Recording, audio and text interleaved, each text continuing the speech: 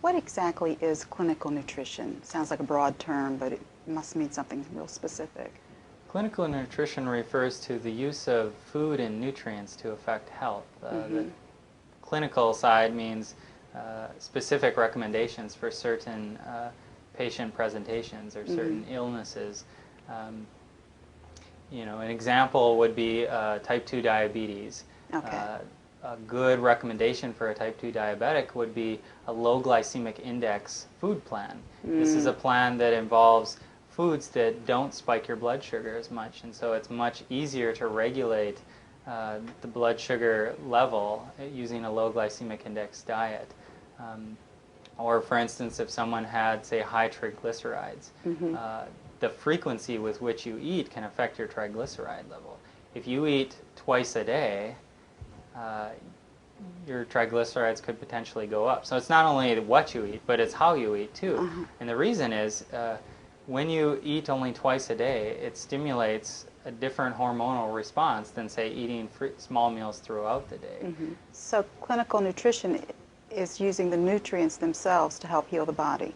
Yeah, vitamins, minerals, but also food. Another example of clinical nutrition, using it to affect health, would be looking at a person with excess inflammation, say someone with arthritis. What you eat can really affect how much inflammation your body expresses. So looking at, say, a diet low in arachidonic acid can lower the amount of inflammation you express in your diet. So that's another example. Another example would be, say, for a person with asthma.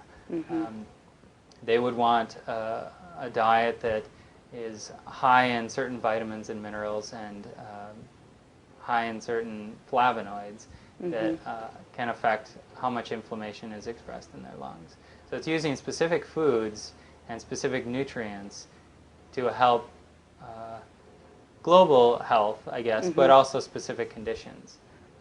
I guess one of the largest ones used would be like cardiovascular conditions, and what are the best food recommendations for cardiovascular conditions is a hot topic. Everyone's wondering about it, and that's a very exciting field because there are many things that clinical nutrition can offer that can lower a person's risk for cardiovascular disease or a person's risk for, say, heart attacks, for stroke, lower the risk for cancer.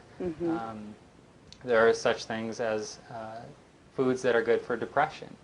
There are, so, all these different conditions, all these different states of health and illness can really be affected by food. You wouldn't put sugar in your car. It wouldn't work very well. You need good, adequate nutrition to operate optimally. And there's a lot of research showing that food affects mood, food affects health. I mean, it's an obvious concept, I think.